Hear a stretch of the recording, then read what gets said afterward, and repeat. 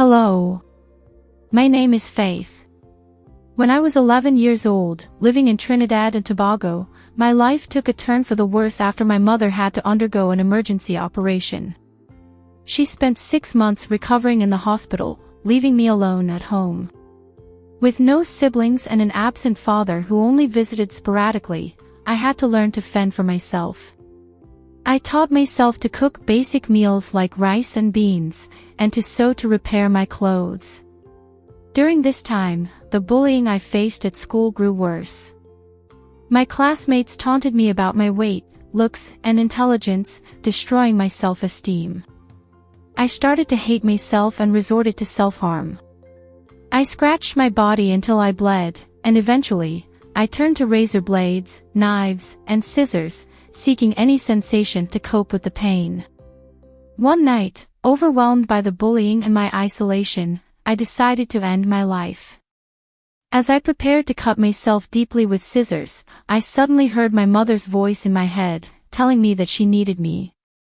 It was a voice I hadn't heard in a long time, and it gave me the strength to stop and bandage my wounds.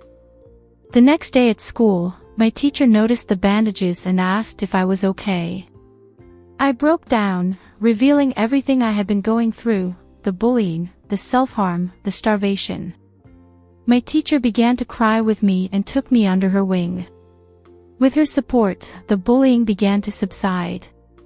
When my mother finally came home from the hospital, I told her everything. She was heartbroken and asked me to promise never to harm myself again. Through tears, I promised her.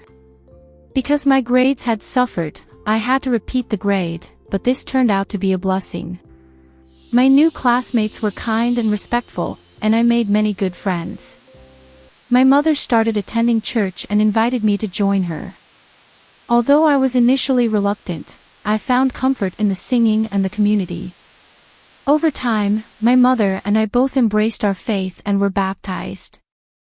Looking back, I believe that hearing my mother's voice that night was a divine intervention.